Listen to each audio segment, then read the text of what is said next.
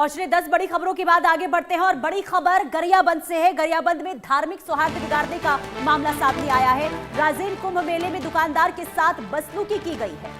कारोबारी पर जातिगत टिप्पणी करने का भी आरोप लगता हुआ नजर आ रहा है। घटना का वीडियो इस वक्त सोशल मीडिया पर वायरल हो रहा है। पुलिस ने एफआईआर दर्ज करके आरोपी की जो तलाश शुरू की और आरोपी को गिरफ्तार भी कर लिया गया। ये बड़ी खबर निकलकर सामने आई छत्तीसगढ़ से, जहां पर धार्मिक सौहार्द को बिगाड़ने का मामला, जिसकी तस्वीरें भी निकलकर सामने आई हैं। बिल्कुल, तस्वीर भी हम आपको दिखा रहे हैं। छत्तीसगढ़ की तस्वीर, जहां पर धार्मिक सौहार्द बिगाड़ने को लेकर ये पूरा मामला इस वक्त खराब हो जाता है, जब यहाँ पर देखिए जो अनबन है वो शुरू हो जाती है। दरअसल राजिम कुंभ मेले से दुकानदार के साथ यहाँ पर बदसलूकी होती है और कारोबारी पर जातिगत टिप्पणी को लेकर ये पूरा विवाद दरअसल शुरू हुआ। हालांकि ये वीडियो जो लोग वहां पर मौजूद थे उनके द्वारा बनाया गया, सोशल मीडिया पर डाला गया। ये वीडियो काफी वायरल हो रहा है। अब इस आधार पर पुलिस आगे क्या एक्शन लेती है ये देखना होगा। हालांकि अब तक खबर सामने आ रही है कि एक को तो गिरफ्तार कर लिया गया है, लेकिन आगे इस तरीके से स्थिति ना और खराब हो, इसे लेकर कैसे सख्ती बढ़ती जाएगी, क्या एक्शन लिया जाएगा, ये देखना होगा। बिल्कुल, जाहिर तौर पर पुलिस की टीम को लेकर बात करें तो पुलिस की टीम लगातार सोशल मीडिया पर भी नजर बनाए हुए है, ताकि इस तरीके की कोई घटना होती है, उसका वीडियो अगर निकलकर सामने आता है तो उसको संज्ञान में लिया जाए। और ठीक इसी तरीके से राजिम कुंभ में जिस तरीके से दुकानदार के साथ गाली गलौज की गई, अभद्रता की गई, अभद्र व्यवहार किया गया, उसके साथ अभद्र व्यवहार करने का वीडियो भी सोशल मीडिया पर वायरल हुआ। इस पूरे मामले को लेकर पुलिस को सूचना दी गई। पुलिस को जैसे ही इस पूरे मामले की सूचना मिली, पुलिस की टीम तत्काल प्रभाव से मौके पर पहुंची और जांच पड़ताल शुरू की गई। और फिलहाल पुलिस ने जांच पड़ताल करते हुए शुरुआती जांच पड़ताल में एक आरोपी को गिरफ्तार किया है और आरोपी से पूरे मामले को लेकर पूछताछ की जा रही है। और आरोपी को गिरफ्तार करके ये पूछा जा रहा है कि आरोपी किस मकसद से यहां पर पहुंचा था, आखिर क्यों आरोपी इस तरीके से सामाजिक सौहार्द को बिगाड़ने की कोशिश कर रहा था, शांति व्यवस्था को भंग करने की कोशिश क्यों कर रहा था। बिल्कुल, और देखिए ये जिस तरीके से पूरा मामला निकलकर सामने आया है वो वाकई हैरान कर देने वाला है, क्योंकि कारोबारी पर जातिगत टिप्पणी का ये पूरा मामला और इसी को लेकर ये स्थिति जो है छत्तीसगढ़ में खराब होती हुई नजर आई। हालांकि एक की गिरफ्तारी इस पूरे मामले में हुई है। तो पूरा बड़ा मामला ये बनता नजर आया जिस तरीके से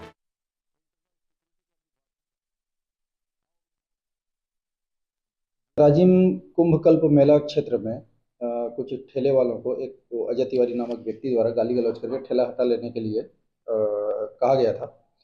तो उस पर शिकायत प्राप्त होने पर थाना राजिम में अपराध दर्ज कर 296 बीएनएस के तहत प्रकरण पंजीबद्ध किया गया। साथ ही शांति व्यवस्था बनाए रखने के दृष्टिकोण से उनके विरुद्ध प्रतिबंधात्मक कार्यवाही की गई और एसडीएम न्यायालय में पेश किया गया, जहां से उनको जेल। राजिम कुंभ कल्प मेला क्षेत्र में कुछ ठेले वालों को एक तो अजय तिवारी नामक व्यक्ति द्वारा गाली गलौज करके ठेला हटा लेने के लिए कहा गया था। तो उस पर शिकायत प्राप्त होने पर थाना राजिम में अपराध दर्ज कर 296 बीएनएस के तहत प्रकरण पंजीबद्ध किया गया। साथ ही शांति व्यवस्था बनाए रखने के दृष्टिकोण से उनके विरुद्ध प्रतिबंधात्मक कार्यवाही की गई और एसडीएम न्यायालय में पेश किया गया, जहां से उनको जेल। और संवाददाता दीपक विश्वकर्मा हमारे साथ लाइव जुड़ चुके हैं। दीपक, इस पूरी खबर की विस्तार से जानकारी दीजिए कि आखिर जो ये धार्मिक सौहार्द बिगाड़ने को लेकर ये पूरा मामला सामने आया है, शुरुआत इसकी कैसे हुई थी? देखिए, सबसे बड़ी बात यह है कि वो कहावत यहाँ चरितार्थ होती है कि गेहूं के साथ घुन पिसता है। बीते समय में इस तरह की तमाम खबरें आपने तमाम सोशल मीडिया पर और तमाम जिलों से देखी होगी।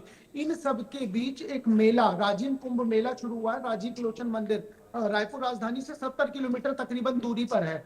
वहां पर जो ठेले वाले, खोमचे वाले और जो बाहर दूर दराज से, क्योंकि सबको ये जानकारी होती है कि यहाँ 15 दिन मेला लगेगा तो अच्छी रोजी रोटी होगी, अच्छी कमाई होगी। इसी में दूर दराज के जो बॉर्डर के इलाके होते हैं या दूर दराज के जो गाँव के इलाके होते हैं या जो खाना बदोश की तरह काम करते हैं कि कभी एक जिले कभी दूसरे जिले, और ये देखा भी जाता है कि इस तरह की स्थिति में जो आपकी आय का साधन है वो बढ़ सकता है। इसी पूरी तरीके से एक व्यक्ति है जो मुस्लिम समुदाय से आया है, वो अपने ठेले पे सामान बेच रहा था, मूंगफली बेच रहा था। वहीं पर एक भारतीय जनता पार्टी का अपना सभापति का बोर्ड लगाए अपनी गाड़ी पे वो आता है और आने के बाद किसी बात को लेकर कहा सुनी होती है और सीधा सीधा ये कह देता है ये पठान है, ये थूक कर बेचते हैं, इनसे सामान नहीं लेना चाहिए। देखिए, इस तरीके का वक्तव्य, इस तरह की भाषा में बात करने का किसी को भी अधिकार नहीं है, किसी के भी खिलाफ, क्योंकि जब इस तरह की चीजें सामने आती हैं तो ये सीधा सीधा जो वैमनस्यता है वो तो फैलती ही है। ये चीजें दंगों को जन्म दे देती है, क्योंकि जिस तरीके से वो उसको धमका रहा था, जिस तरीके से उससे बात कर रहा था, उससे ये स्पष्ट हो गया है कि वैचारिक मतभेद कितना बढ़ गया है, दुश्मनी कितनी ली जा रही है।